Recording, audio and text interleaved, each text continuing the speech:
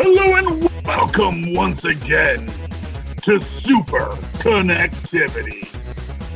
Charlie, the Professor Esser, and with me as always is the plan, the man, the leader with his super gamma augmented brain. Phil, me, and Parrish. Yeah, I know. Yeah, that's the one. There's only two people on this podcast this time, Phil. Sometimes I try to catch you and Lilith off guard, but this time it's really just you.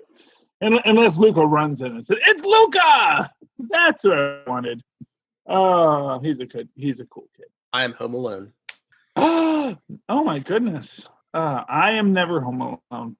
I have not been home alone. I mean, yes, my producer is not here tonight. I will grant that. But yeah, I'm still not at home alone. I still got friends and other children.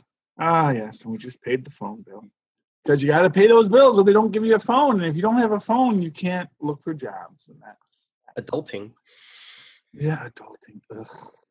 Adulting sucks. I like it better when the adults did all the adulting. Why did we have to grow into become adults and do adulting? This is what, Of course, my brother, he is he's a gentleman who opted to not adult. And unfortunately, at a certain point in your life, you have to adult or you live under a bridge. So, yeah, family. What are you going to do?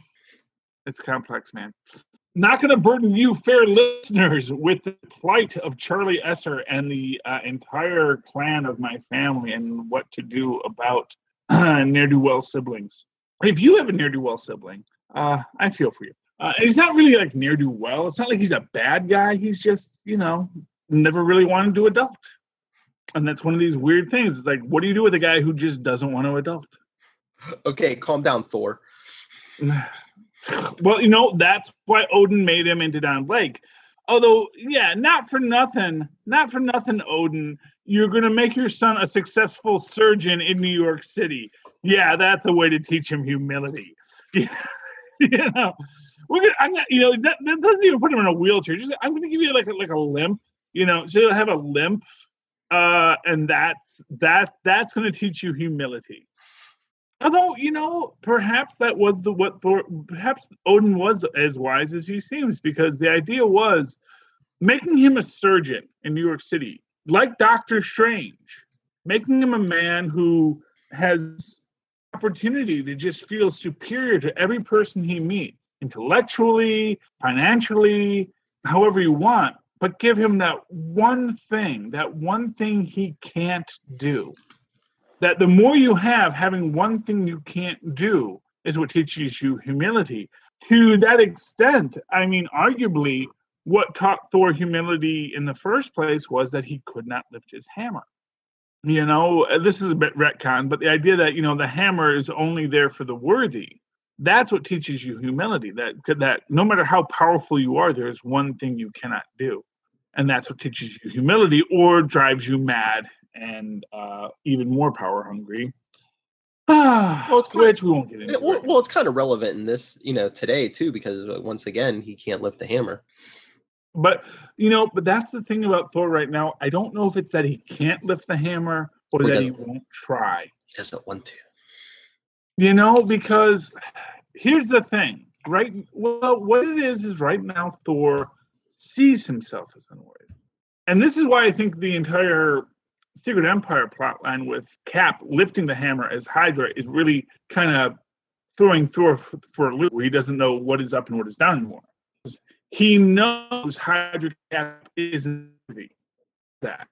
But again, like I said, Hydra Cap hasn't lifted that hammer first time since before Las Vegas. Mm-hmm. When Cap was just a politician arguing for something, arguing for safer streets and a better world, he was still worthy. Once he starts to make those choices, that's when he ceases to become worthy. And I guarantee you that's going to be a scene coming up, which is Cap coming up, grabbing the hammer and going,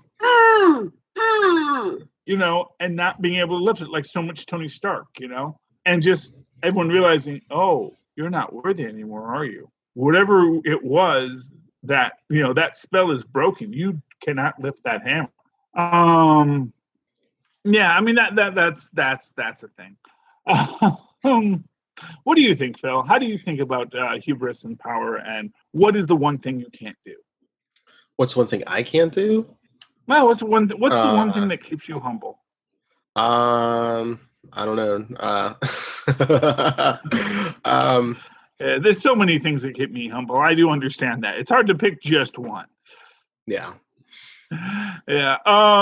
Moving right along. Because actually that was a completely unscripted rant. That wasn't one of my planned rants for tonight. My rant for tonight is about the Hand, Iron Fist, Daredevil, and the amazing Peggy Carter, and where we go next in the Marvel integrated cinematic television universe.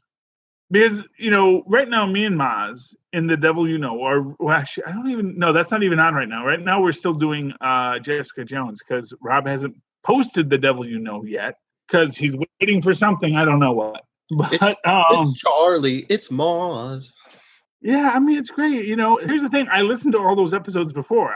I don't think I think he finished the series when we posted him the first time to it. I don't know.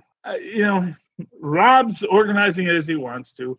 But right now I'm doing all this stuff with Daredevil season 2 as a rewatch, and I realized something that I had never realized before. So right now we just got to 7 Minutes in Heaven, which means we just finished Guilty as Sin. 7 Minutes in Heaven is the very flashbacky episode where you find out what the Kingpin has been doing since he got put in jail, and basically rebuilding his empire from within inside the prison. And Guilty as Sin is where we first introduced the concept of a black sky.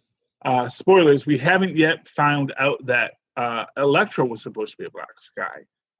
But also in Guilty as Sin, we get this first introduction of the Farm, which is the Hand draining blood from people for a purpose. And we know that purpose is to feed the big cauldron thingy that we know is what you use to bring people back from the dead. Okay. We also get in Guilty as Sin the statement from Stick, who I got in a whole rant about whitewashing with Stick because I am so mad that no one blinked when a white guy was Stick. Granted, Stick is supposed to be ambiguous in the Marvel comic book universe. He was basically drawn to look like David Carradine, if you remember. So I understand that they're going for that David Carradine vibe, but still, in Guilty as Sin, they do sort of suggest that he actually is supposed to be Asian, even though they're doing nothing to make him Asian. So it's like, it's an annoyance for me. It's an annoyance for me that didn't get to be a problem, but somehow Tilda Swinton was a problem, and Fist is a problem. It's like, why wasn't it a problem when it was Stick? Why was that the one that you were going to give the pass to? But anyway, that I did that rant on the Devil which about 4 years from now you'll get to listen to. So anyway, but here's the thing. In that episode, Guilty as Sin, this Stick says that essentially what happened was the Hand was just another group of criminals who found something. And he makes the point that they found it. They didn't create it. They didn't devise it. They just found it. And what they found was something that can bring you back from the dead. And we'll go, oh, bring back the dead. Isn't that amazing? And we've already seen someone get brought back from the dead. His name was Phil, first name Agent Coulson. He'd already been brought back from the dead. And how was he brought back, Phil? Do you remember? No, I remember Tahiti. It's a magical place. You remember Tahiti? It was the home base protocol. The home base protocol, which used the corpse Kree of a Kree alien that the Nazis were holding. Nazis had a lot of interactions with Japan, you may recall, maybe had some dealings with the Hand. The home base protocol is what brought Phil Coulson back to life. Now, here's where it gets interesting. When you look at the home base protocol, what it is this injection of this rarefied Kree DNA into your system, which essentially has an ultra healing factor for reasons. because, reasons.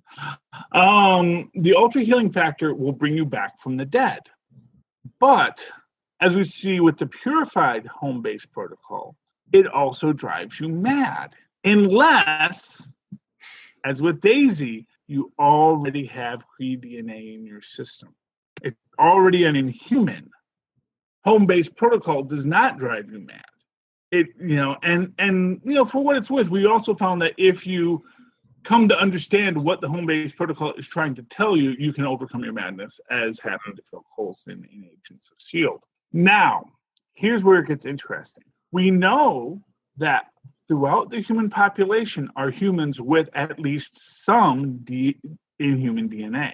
And you can even make the argument that all humans have some inhuman DNA, much in the same way that you made the argument back when mutants were a thing in the Marvel Universe, that all humans had that mutant X gene. It was just a question of its activation. So, what if what the hand found technology meant to extract Kree DNA from human subjects so that it can be focused into a single body? And then what if the people in the farms aren't just random folks with Kree DNA in them?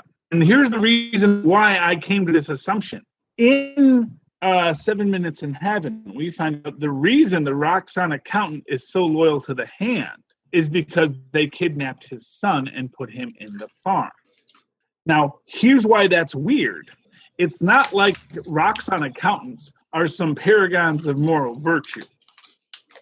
These aren't people who you need to bribe or manipulate. You just have to pay them.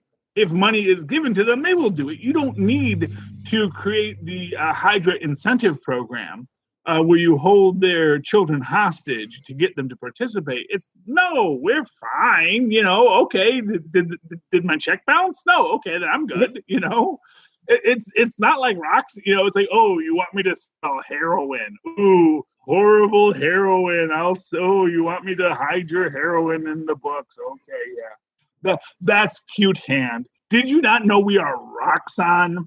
We are actively destroying not only this world, but the 9 realms as well, because there's money in it. All for avarice. Why does the hand feel the need to control his son? They don't. They just realize that his son, and possibly the accountant as well, Kree DNA that they need for their other side project. And what a black sky is, and this is the thing. And fun fact, they call it a black sky. And what was Chloe Bennett's original name on Agents of S.H.I.E.L.D.? Sky. Yes. What if a black sky is someone who already has a great deal of inhuman DNA, possibly a natural inhuman themselves, and then you infuse them with the Kree DNA? It may not make them go through teragenesis, but may up themselves into something so much more than human once you reawaken them. And this is sort of what we're looking at, is this idea that what if the connections of the Marvel television cinematic universe have not been forgotten? What if it is all still very much connected, but that people don't want to say it out loud, but it's going to come up elsewhere? So in Homecoming, you see a Howler alive and well and young in the 21st century. And yeah, it was, that's his grandson. That's not his grandson. That ain't his grandson. That is the man himself who fought next to Captain America, who was the first test subject for the home-based protocol. And he gained that eternal youth and power and strength because of the Kree DNA, because he actually was inhuman as well. But you didn't know it back then. That's just what he was. And that's why he continues on as sort of this Nick Fury. More to the interesting point, we're going to get in 1990, whenever we get the Captain Marvel film, it's set in the 90s. That's right. Captain Marvel's in the 90s, Wonder Woman's in the 80s. So you have Captain Marvel set in the 90s, which means Peggy Carter is still active, which means you're either going to get some interesting things where you start to see some slight signs of dementia, or my big fan theory, You're going to see her experimenting with the home-based protocol on herself to keep her strong and fit. And you'll see that it starts to work a bit, that a little bit of a home-based infinity formula gives her that little bit of pep in her step. But you also see that she starts having some mental issues as well, which eventually manifest as dementia once she is no longer the head of S.H.I.E.L.D. and she loses her access to her infinity form. And that's how we get to demented Peggy Carter at the end in Captain America, Winter Soldier. And, of course, how she imparts to Nick Fury how to be a head of S.H.I.E.L.D. in Captain Marvel. You watch, mark my words, the Captain Marvel film is a backdoor Peggy Carter, Nick Fury film in which Captain Marvel shows up. I could tie all the hand stuff into the MCU. Kinda. There's a small link, and maybe they could even explore in Captain Marvel in the '90s. Guess who they showed in the Daredevil comic? Who I don't know if they were like trying to plan like an alliance back in the day, but guess who was like, oh no, I don't need your hand and your beast. My Aryan Brotherhood will take this world. Red Skull, or Close. was it Strucker? Oh, Strucker, yeah. I want to call him Sucker. No, Strucker. Yes. Oh, and fun fact about the Struckers. Here's the thing to watch when the Gifted comes out. Watch for the father to be driving a Volkswagen. A German car? And have him mention how important German engineering is. Because as I'm going to say, the Struckers aren't mutants. They are genetically engineered. Just like Toad was. Because it's about people, it's about humans trying to control the X gene. And that's what the story of the Struckers is going to be. They have the randomized X gene, and then you have the controlled X gene. Because the entire plot of Logan was it Logan? No. Was it Logan? The last film? The last film was Logan, right? Spider-Man? No. Oh, you mean Fox? Yeah, Logan, yeah. Logan, yeah, because remember, wait, was Logan the first one? No, the first one was the Wolverine or something like that. Anyway, yes. So, because it was Wolverine Origins. What was the middle one called? The Wolverine. The Wolverine. Okay, and then it comes to Logan. But here's the thing: that the plot of Logan is about controlling the X gene, about suppressing it in the general population and awakening it where you want it.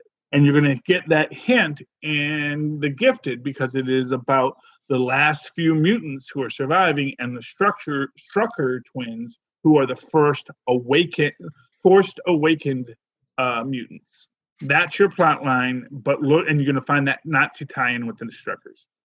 But yeah, but here's the thing, it's important to remember that, Gorgon is a member of the Hydra Inner Circle, and it is important to remember that Japan was part of the original Axis. And as the Nazis did with so many other groups who weren't officially Aryan, wrote entire backstories to headcanon why the Japanese were Aryans, even if the Chinese weren't. Even though technically China is closer to India, which is where the Aryans arguably came from. So, Nazis, they're stupid. Well, Nazis are just nerds. And they're gonna headcanon anything that doesn't fit the facts. Basically, they're gonna recreate the facts to fit their headcanon, and that's why Nazis can hang out with the Japanese, because they're just gonna headcanon. No, we've decided you're Aryans. We just decided it. No, we've headcanoned it. It's perfect. It works. Well, racism is stupid. You know what the Nazis say? You take the good, you take the bad. Facts of life. Yeah, well, there you go. Okay, so that's my grand theory of how the Inhumans and the Kree fit into everything, and that we're going to get Skrulls. Well, kind of speaks in an interesting way to it, because then it becomes this question of, that Skrull war with the Kree. Are we proxies in it? Are we active in it? Are we fighting for the Kree? Are we against the Skrulls? Yeah, or are the Skrulls just attacking us because, hey, they know we got a bunch of Kree in us? I wonder if they're going to make Captain Marvel an Inhuman. Maybe. Or maybe. It was a Kree machine that gave her powers. Okay, you want to know what Captain Marvel is? What? Captain Marvel's a black sky. Captain Marvel is this attempt by Peggy Carter in the 90s. Because let's face it, in the 90s, so here's what's happening in the 90s. She's got Banner working on his gamma cure. Because basically, so here's the premise. Peggy Carter is feeding Banner home base formula to help him with his gamma resistance. He has to develop it by the time of the year 2000. So he has to start that work in the 90s. It takes a long time to do scientific experiments, So by the time he's starting, he's got to be working on this for years and years and years. He's young grad student Banner when Peggy Carter first singles him out. Oh, I like it. So what? So Peggy Carter's, maybe her and the others discover that there is like a Skrull invasion coming, or they've discovered the Kree stuff, so they're trying to create heroes. There's not that many superheroes. There's like really no superheroes yet. Exactly. So Peggy Carter is being totally Nick Fury in this, and she has Banner working on this stuff, but she doesn't tell what Banner he's working on, and basically pulling that data and having it reanalyzed through Arnim Zola, your friend and mine, and then they find this young pilot who genetically meets the criteria that Zola has determined looking at Banner's studies to be the most likely candidate, or maybe that's young Carol Danvers. Maybe it's like the comic. Maybe it's not even intentional. Maybe she's in the wrong place or right place. How you look at it at the time, and one of their experiments goes kablooey, and here's what I'm going to say. Because then she spends the movie trying to prove herself, because they're like, we weren't going to get, you weren't the one we're going to give these powers to. Maybe. I mean, I'm not writing the film, so it's hard for me to say. Yeah. But here's what I'm going to say. I think that what makes logical sense to me is that Peggy. Here's what I'm going to tell you. They're going to keep that Peggy Carter is in Captain Marvel under wraps until like a week before it premieres in London. They're going to have Peggy Carter sworn to secrecy. Don't tell anyone you're in this, because everyone's going to figure it out once they realize you're in it. And I guarantee you that, because what they're going to do is they're going to make it a Peggy Carter, because they just kick the butt of a Bechdel test with that, with two military women just talking business the whole time, both with the names and both working forward, and the hero's a woman, the boss is a woman. Exactly. And you're going to get this idea, because remember, Carol Danvers is in Air Force intelligence. And what does the Air Force do? Remember, Thaddeus Thunderbolt Ross is an Air Force general, not an Army general. People always make that mistake, but his uniform is blue. He's an Air Force general because the Air Force is in charge of alien invasions. So when the Air Force is when alien technology falls upon the Earth, it's the Air Force that's first on the scene. And you might even like a young. They're probably, it'll be fun. They're going to age up Haley Atwell. They're going to like dye. Who plays Ross in the movies? I forget. They're going to dye his hair and mustache red and give him a nice give him a nice good hairpiece. So it's like, oh, hey, I'm a young upstart general, man. Don't mess with me, Ms. Carter. I'm USAF, and I'm in charge of all alien stuff. Now that you say that, yeah, Thunderbolt Ross is in the Air Force, would be in charge of like all, the planetary defense and all the alien stuff. Exactly. So he would also probably have the knowledge of like maybe a place where he could shoot off a pain in his butt, namely the Hulk. Could that be part of Ragnarok? So we get that reveal that Ross the Hulk wasn't Hulk into space. The Illuminati did it in the comics. It's an interesting idea. Oh, was Ross Secretary of State or Secretary of Defense in by the time Age of Ultron started?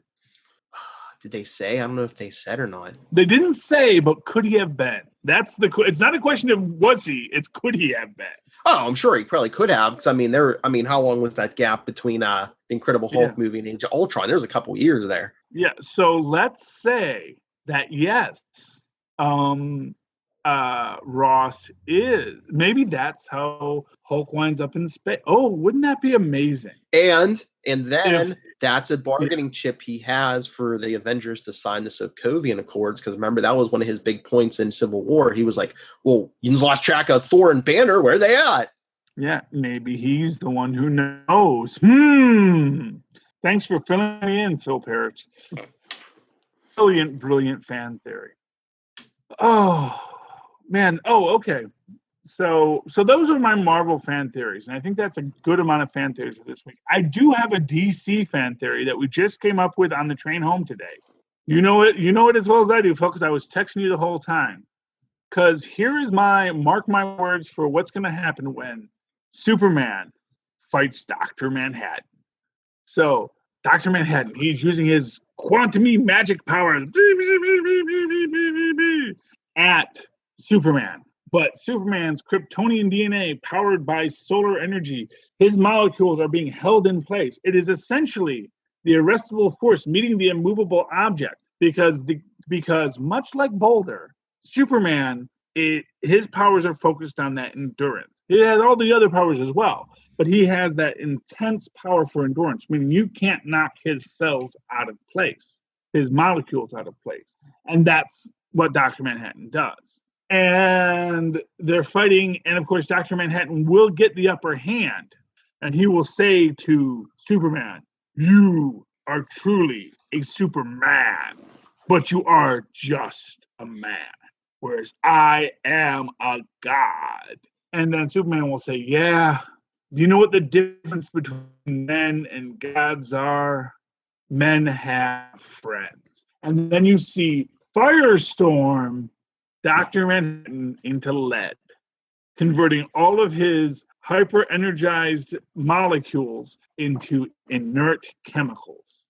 Because what it is Superman, when they realize what they're up against, Batman, who, as luck would have it, has a file on Dr. Manhattan because he's been researching this stuff for a while and figured out how he would defeat a guy like Dr. Manhattan. It's Firestorm, who is the actual DC Quantum Superman, who can manipulate things on that molecular level. And that's how they defeat Dr. Manhattan. Because I was telling you, Firestorm can't affect organic matter, but Dr. Manhattan is what? Quantum energy. Well, he's quantum energy, and not for nothing, neither could the Molecule Man, until Jim Souter said, actually, yes, you can. And that was the thing I was making a point about. It's like, you look at Alan Moore, I deconstructed superheroes. I said, what would a real quantum Superman be? And it's like, did and the Squadron Supreme did, 2 years earlier than you did. You really stole some great ideas from Marvel. Both the idea of superheroes that maybe are somewhat villainous, and the idea of a being who had quantum powers, who, if you really understood those quantum powers, might be truly a god, which was what the entire plot of Secret Wars was Dr. Doom basically saying to the Molecule Man, there's actually no difference between organic and inorganic molecules. You can manipulate one just like you can manipulate the other. And that's that. I mean, will they make that point with Firestorm? Will they make the point that that Batman basically plays Dr. Doom to Firestorm and says, you can do it to organic matter as well. It's fine. Or unless they do something on the theme like that and don't bring in Firestorm, but bring in the hero that Dr. Manhattan was based on, Captain Atom. Well, the difference is that Captain Atom... See, here's the thing about Captain Atom. His powers aren't quantum mechanical. His powers are nuclear, which means that he has a containment suit, the fact that his molecules are constantly exploding. They've been kind of playing with that recently. So they have? I don't know. Okay, then maybe they do. Yeah. So there you go. Or you even have one better. They bring in both, because as Superman says, you may be a god, but a man has friend who is a friend to a god. And here's how you even put the nail in that coffin. Mr. Ozymandias, he's a good guy, because he was always a good guy. He knew the threat of Dr. Manhattan. He knew the threat of nuclear war and nuclear Armageddon. He knew what the threats were, and he wanted to help. And so he's the one who tells Batman about Dr. Manhattan. and basically just gives them the data load. And Batman and Ozymandias come up with the plan with who the superheroes are. And here is the thing. When you get to the Ultimates right now, and Ultimate Reed Richards, and how much in love he is with the universe he's found himself in, because the physics are so fantastic. That this is a universe where, real world, this couldn't happen. This is how things would be. Yeah, that don't apply here. This is a universe where magic happens, and magic is science, and these things you just have to go with it and just embrace the glory of it. And that is what Ozymandias is going to realize about the DC universe, is that this is a fantastic universe. This is a magical universe. Interestingly, back into the Ultimates right now, Owen Reese has instructed the maker to break down the barriers between all the different multiverses to create one uniform verse. And that looks like it's to the advantage of the what's his name? The first universe. But I think there's a deeper point in that, which is that no. No, actually what it is Ultimate Reed Richards is going to make the whole universe just as magical as the 616. I think he thinks that's the way universes should be. That there shouldn't be these universes where things have these orders and rules. It's like, no, everything should just be magic. And I think that's what Owen Reese wants as a Beyonder, because Owen Reese, as the Beyonder, wants to go back to that magical world of 1980s comic books. It is amazing it's amazing how much DC steals from Marvel. Or at least maybe Marvel just gets to the point faster, and so it looked like maybe they both came up with the idea at the same time, but DC just drags it out for 8 years, and Marvel's like, oh yeah, let's have that story, then we'll do another story. And it's all canon. Yeah. What do you think, Phil? What do you think of these insane, crazy rants I've been on tonight? Oh, I'm sure. I see the logic in all of them, but I don't know. It's always just weird. It's just like, it's not real events. We have to guess the creativity of the creators. Yeah, well, but that's the point of Superconnectivity. It's where we get our fan theories out early before they're all ruined by the writers. That's right. Before those darn writers come up with another idea that's not as good as our fan theories. You big old meanie writers and your cannon. Your big old cannons shooting everything down. See? Puns. It's a pun. Think about it, because a cannon is different than a cannon. Canonical means of the book, whereas a cannon is just a big old gun. But when you make something canonical, it shoots down a theory, like a cannon might, shooting it down with the actual cannon. I forget which one has one end and which one has two ends. I always forget that. I always have to do the spell check on it. Okay. Oh no, I think we're gonna have to enact some pun control here. Yes, hey man, the First Amendment guarantees my right to bear puns. No, but I always write canonical when I want to write the word canon, because that tells you which canon I want. Because spell check will know what canonical is, and it'll know it, but it won't know which canon you want. True. So if you just say that's not a canon or that's not a canon, spell check says I have no idea which one you want. But if you say that's not canonical, or you can say that's canonical. But if you write canonical, it's going to tell you which one is canon as in canonical and which one is canon as in a big old gun. So that's how you make your choices. Welcome to the Writer's Workshop. Hey, you know what? I live for Grammar Girl. # Grammar Girl. # where I listen, right here in the kitchen. Hey, for fun podcasts, if you're looking for a podcast to listen to, you can't go wrong with Grammar Girl. Look for quick and dirty tips on your local podcastery, or however you find your podcasts. I like to plug these people, even though they'll never plug me. But I like them. And so if you are a grammar nerd like me, I had fun today at work.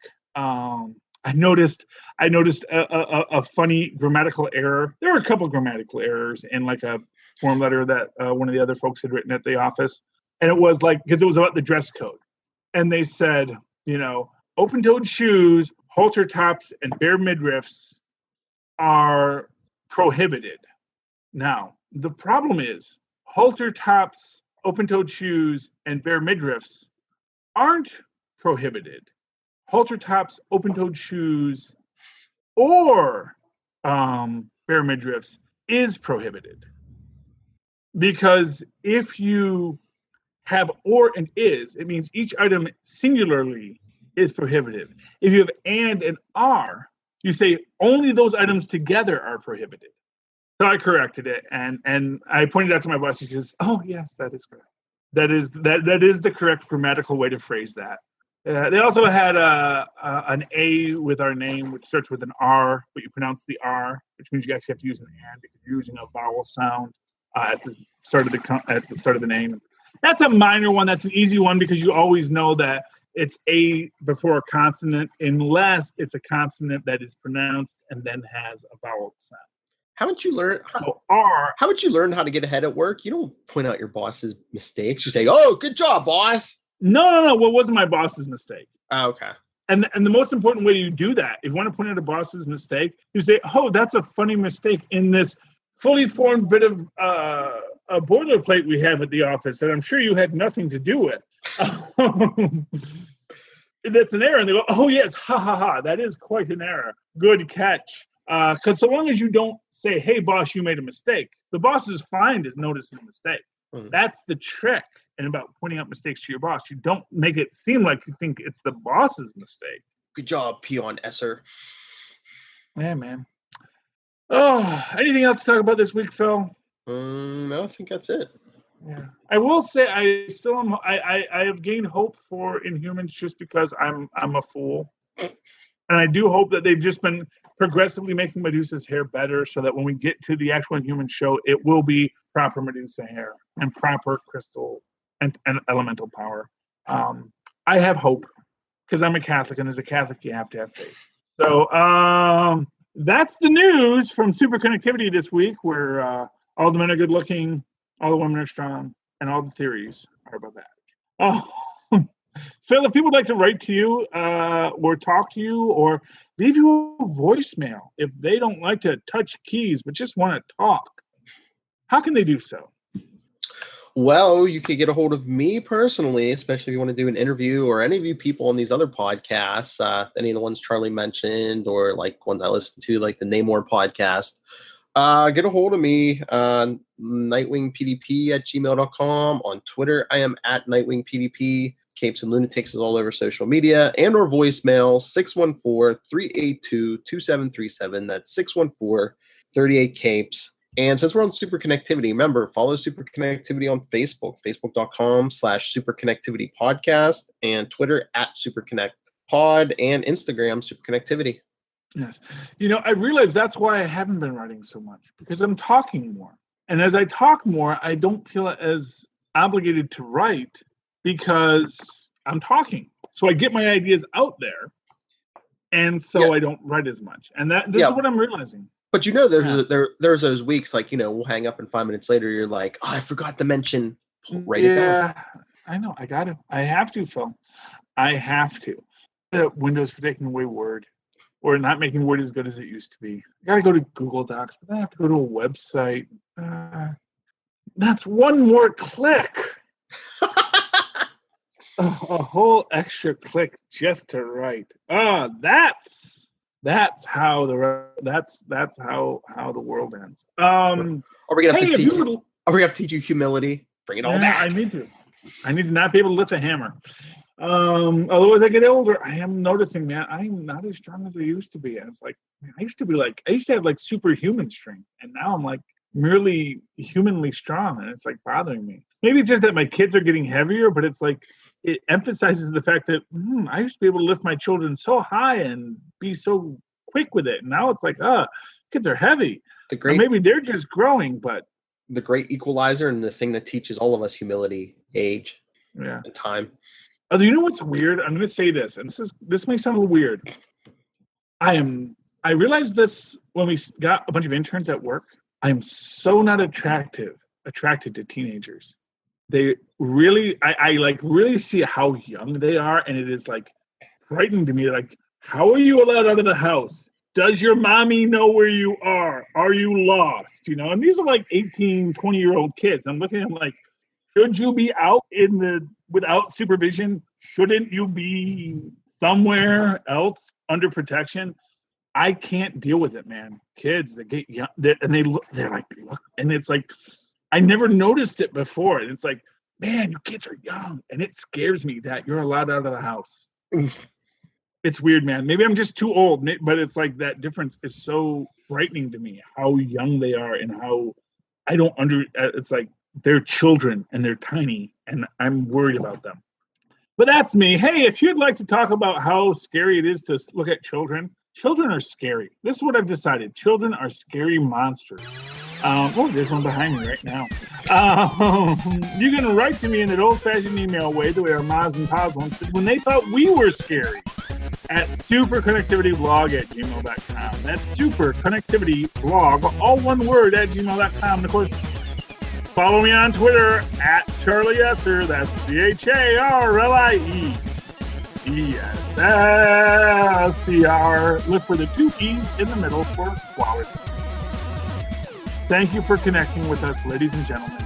Please connect with us again.